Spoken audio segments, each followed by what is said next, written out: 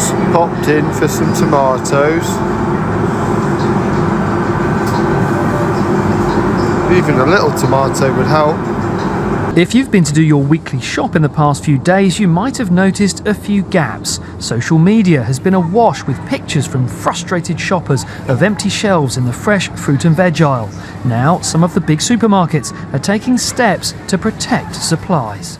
In Asda, you can now only buy 3 each of tomatoes, peppers, cucumbers, lettuce, salad bags, broccoli, cauliflower and raspberries. And in Morrison's, from today, shoppers will be limited to 2 each of tomatoes, cucumbers, lettuce and peppers. The supermarkets say extreme weather in European countries where they source their produce has impacted supply chains. They say the measures are to make sure all customers can still get hold of fruit and veg. When there were food and fuel supply issues last year, the government's own Office for Budget Responsibility said Brexit had made things worse than in other countries.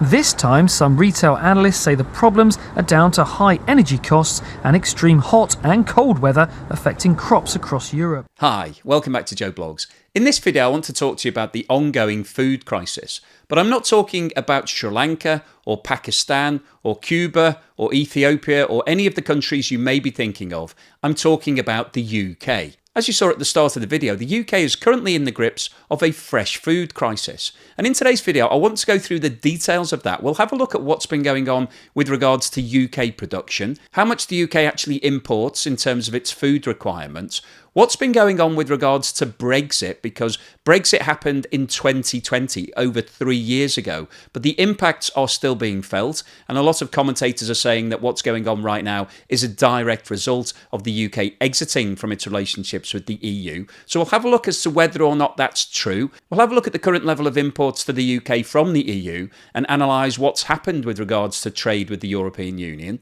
We'll have a look at what's going on with inflation and specifically food inflation, and then finally today I'll wrap up with my summary. So what I think is actually happening in the UK right now, what's going to happen over the course of the next 3 to 6 months with regards to food availability and other imported items in the UK, and what the prospects are for the rest of 2023, and what the impact of all of this is going to be on the global economy. So before we get started on all of that, if I could ask you for a thumbs up at some point during this video, if you're enjoying the content, please subscribe if you haven't done so already. Don't forget, I always include chapters in these videos, so if you don't have time to watch everything, you can pick and choose what you'd like to see. And if you'd like to support the channel, please have a look below where you'll find links to Buy Me a Coffee and Patreon, as well as YouTube's Super Thanks and membership. And as always, I'd like to say thank you so much to everyone that has supported the channel. Really, really appreciate it.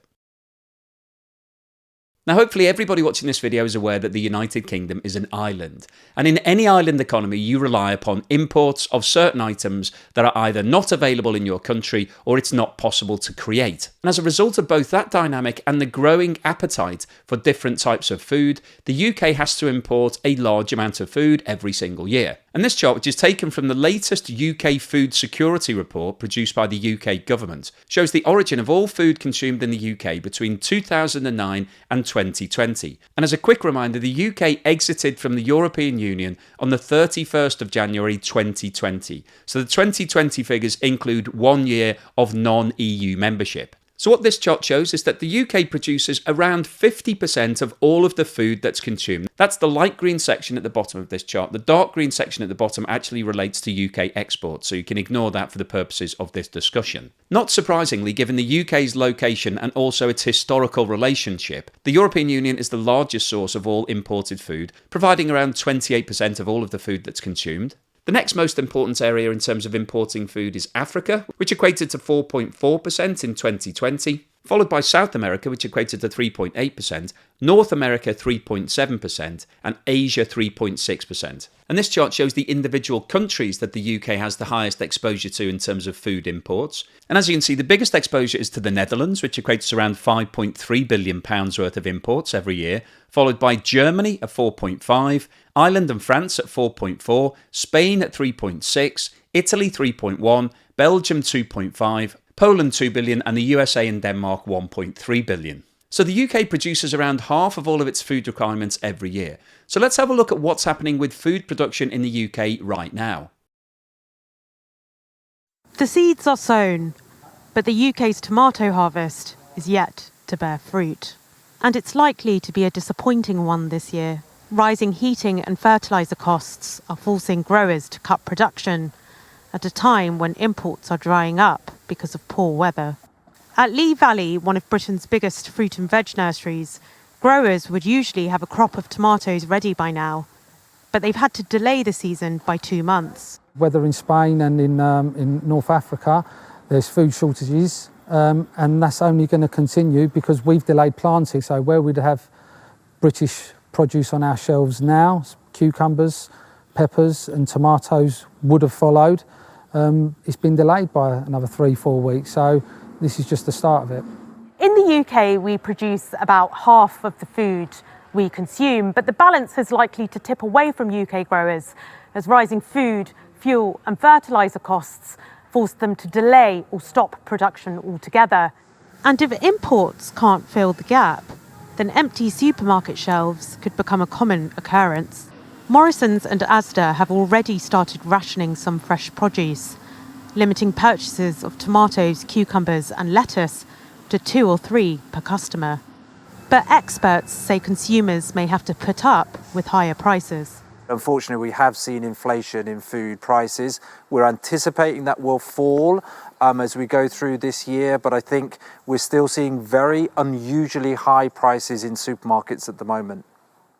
Food production in the UK is slumping as the country's reliance on imports increases.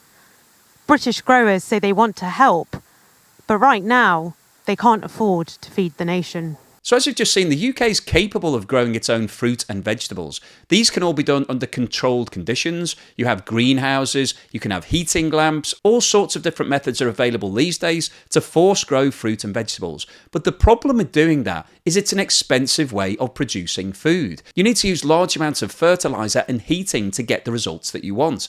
And as we've discussed many times on the channel, as a result of Russia's invasion of Ukraine, we saw a large increase in the price of energy products. But also we saw a big spike in fertiliser costs because the majority of fertilisers that are used these days are nitrogen based, and that's produced as a byproduct of natural gas, and Russia is one of the biggest suppliers of that raw material. So we've seen a big increase in fertiliser costs, and the net result of the increase in energy and fertiliser costs is that it's now much more expensive for UK producers to produce their food. So that's having a direct impact onto the price of food. But as mentioned in the video, a lot of the producers have delayed their planting season this year. Firstly, because there were shortages of fertiliser, and secondly, they needed the delay to spread out their cash flow because of their increased costs. So the increase in input prices has really had a double whammy impact on UK food production. It's firstly made it more expensive, and secondly, a lot of the producers are having to change their operating systems to try to manage their own positions. So the fresh fruit and vegetable crisis that the UK is currently going through is down to 2 reasons. Firstly, there's been a fall in the amount that UK producers are supplying to supermarkets. And secondly, there have also been some weather-related issues in Spain and Morocco, who are 2 of the largest suppliers into the UK, which has resulted in a reduction in the yield of their crops, and therefore there is less supply available. So in terms of getting to the bottom of whether or not this food crisis has been driven by the war in Ukraine or by Brexit, let's talk about the impact of Brexit. So what exactly is Brexit? Well, Brexit was the term that was coined to summarise Britain leaving Europe. So it was Britain's exit. Somebody smashed those 2 words together to create Brexit. Now, Britain had actually been part of the European Union since 1973. And the 2 main benefits of being part of the European Union were firstly the freedom of trade. So goods could be traded between all of the member countries without having to pay any additional taxes. So it was a tax-free area. And secondly was the freedom of movement of people. So that meant that any citizens of the European Union could move to the UK and work without requiring a visa. So at face value, being a member of the European Union sounds very attractive. But the problem that Britain had with the arrangement is that as one of the strongest economies, it was required to subsidise some of the other countries. And therefore it had to pay over large amounts of money every single year into the collective pot. And that pot of cash was then used for investments and subsidies into some of the poorer countries. And over a period of time, this became a political issue, and a number of new political parties were created in Britain. And these parties demanded that a referendum be held to vote on whether or not Britain should remain in the European Union. And on the 23rd of June 2016, a referendum was held and a very slight majority voted in favour of leaving the European Union. It then took almost 4 years for Britain to be able to negotiate a deal with the remaining parties in the European Union, predominantly due to the fact that Northern Ireland has a physical land border with Southern Ireland. But the deal was finally agreed and Britain left the European Union on the 31st of January 2020, so over 3 years ago now. Now, the fact that Britain is no longer a member of the European Union doesn't preclude Britain from actually dealing with any of the member states. Obviously, in terms of geography, Europe is the closest area to be able to import things from. So Britain still has very strong relations with all of the countries. However, trade deals are now having to be agreed on a bilateral basis. So Britain has to agree deals with France and Germany and the Netherlands and Italy individually rather than as a collective group. And the two main implications of that are, firstly, there's some logistics around that you need to put the documentation in place. And secondly, as Britain is no longer a member of the free trade agreement, there is potentially more cost involved in any of the deals. So let's have a look at what's happened to Britain's level of trade with the EU and non-EU countries since Brexit has happened. This chart, produced by the UK government, shows the value of UK food, feed and drink trade with the European Union from the start of 2019 through to June 2021, which is the most recent data that's been published. The yellow line at the top of this chart shows the value of imports, and the blue line at the bottom shows the value of exports. So the first takeaway from this graph is that Britain is a net importer. It's importing a lot more food products than it's exporting. But as we just discussed, Britain only produces around 50% of all of its food requirements, and therefore it's no surprise that Britain is a net importer of food. So you can see that back at the start of 2019, when Britain was still a full member of the European Union, the total value of the food, feed and drink imports was around £2.75 billion. And you can see that there's clear seasonality in terms of the value of the imports. So the total amount imported in the spring of 2019 increased above £3 billion. It then dropped during the summer period when Britain is able to produce its own crops of fruit and vegetables. However, in the winter period, it then spiked back up to around £3.2 billion and then dropped down again. But really what we're interested in looking at here is what was the impact of Brexit. Now, as I mentioned a few moments ago, Brexit happened at the end of January 2020. And you can see that in 2020, there was a sharp fall in the value of imports directly from the EU. And if you look down at the exports graph, you can see that there was also a sharp fall in the value of exports. And these sharp falls happened during 2020 when there was a lot of confusion as to what was actually happening, and the new deals hadn't been put in place with each individual country. However, if you now follow the graph forward through to June 2021, you can see that the level of trade has recovered significantly. And in June 2021, the value of all of the imports from the EU was around $2.65 billion, which equates to around 2.75 at the start of 2019, so a very similar level. If we now look at this chart, which shows the value of imports and exports of food, feed and drinks for non-EU countries dating back to 2019, you can see that at the start of 2019, the total value of all imports was around £1.1 billion.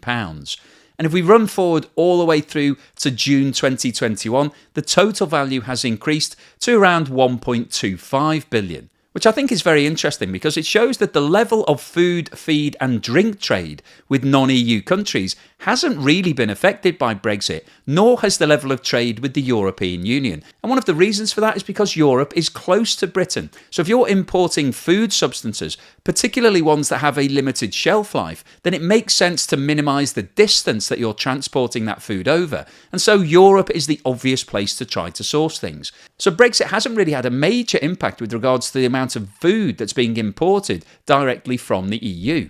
And just to give you full perspective, this chart shows the breakdown of all imports into Britain dating back to 2015. The yellow section at the bottom of this graph shows the percentage imported from non-EU countries, and the blue section at the top represents the EU countries. And what this shows is that between 2015 and 2020, the percentage of all goods imported from the EU represented around 68% each year, with the balance coming from non-EU countries.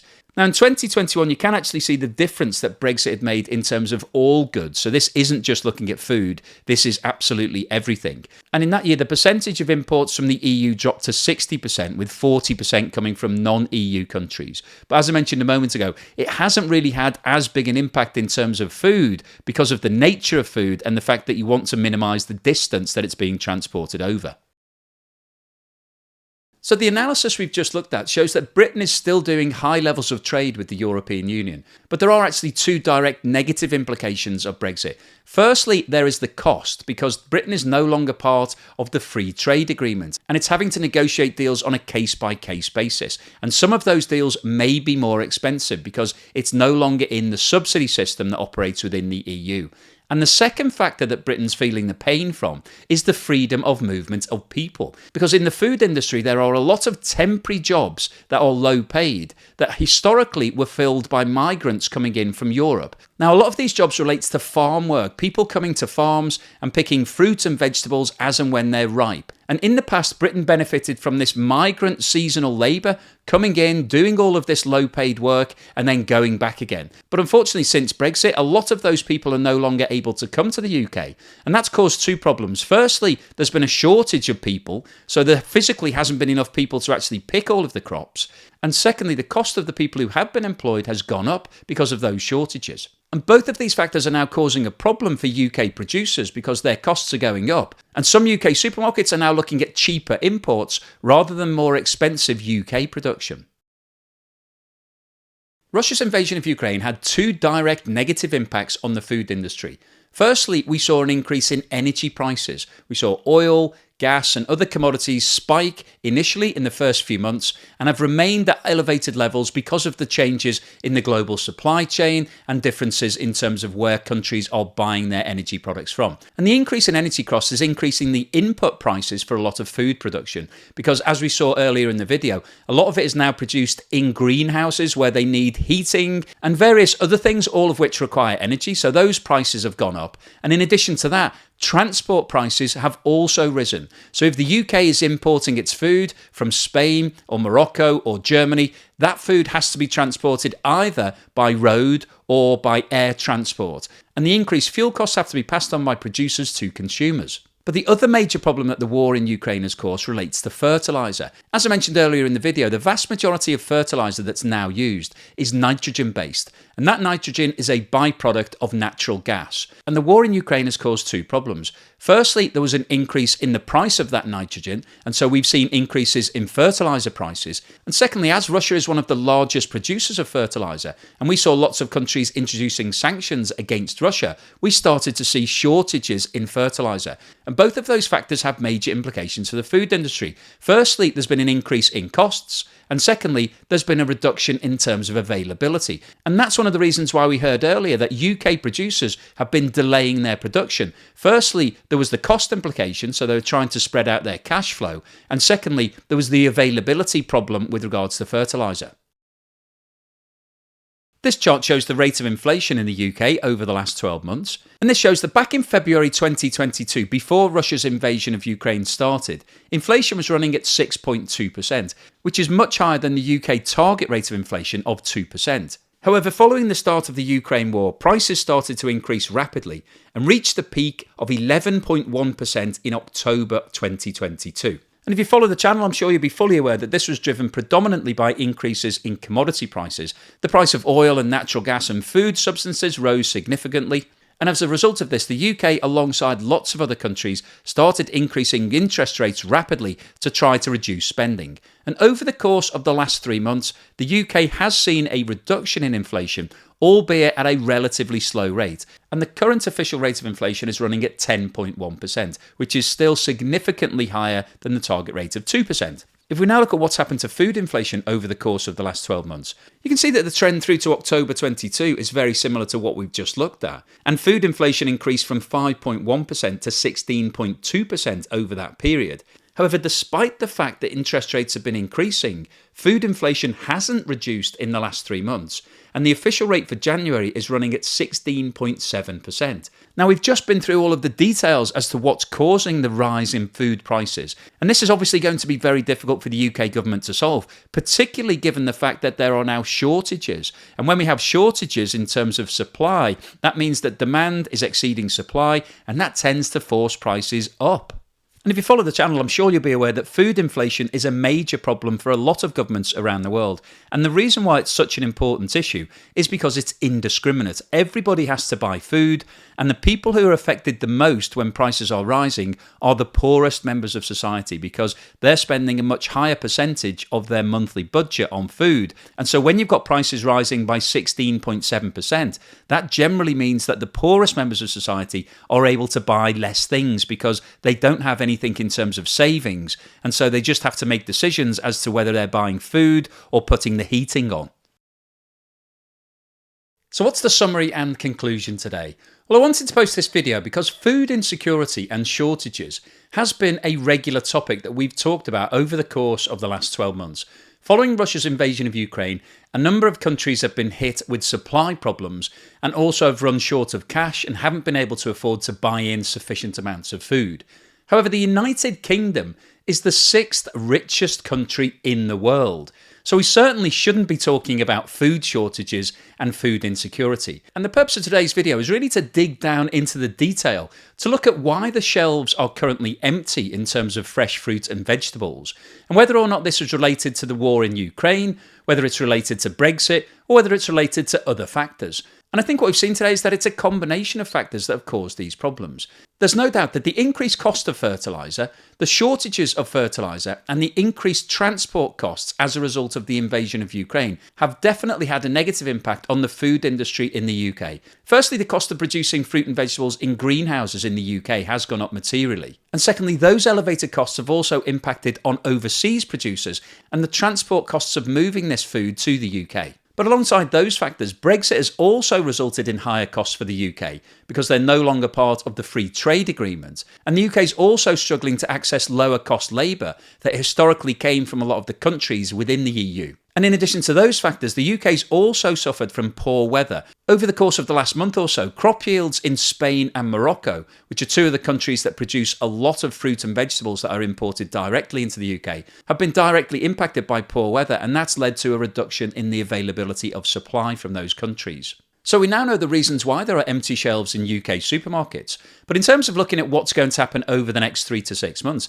it's likely that we'll see further supply shortages because the cost implications will hang around. We've still got problems with regards to food inflation. As we saw, inflation is running at over 16% in terms of food costs in the UK. And the high input prices that we talked about all the way through this video are likely to persist. So the UK is facing some major challenges, but one of the benefits that the UK has is that it is a rich nation, so therefore it will be able to pay more to import fruit and vegetables from other countries. However, that's likely to have a direct negative impact onto other countries and the global economy, because firstly, the UK is driving up prices by having to pay more, and secondly, it's taking supplies away from other countries. And that means that those countries will then have to pay more for their supplies, or that they will face having empty shelves as well. And that's the fundamental problem with food supplies. When there are shortages, the richer countries can afford to pay more. They can bid up in the market, so they can continue getting all of their deliveries. But the poorer nations simply don't have that ability. And when the market prices go up, they will be priced out of the market. And that's when we could have a really big food problem all across the world. So it's likely that over the next 3 to 6 months, we'll see these problems persisting. And as countries like the UK bid prices up, it could cause a massive knock-on ripple impact for all of the poorer nations around the world. So hopefully you found today's video useful, informative and thought-provoking. If you've liked what I've said, then please give me a thumbs up. And thank you for watching this video all the way through to the end.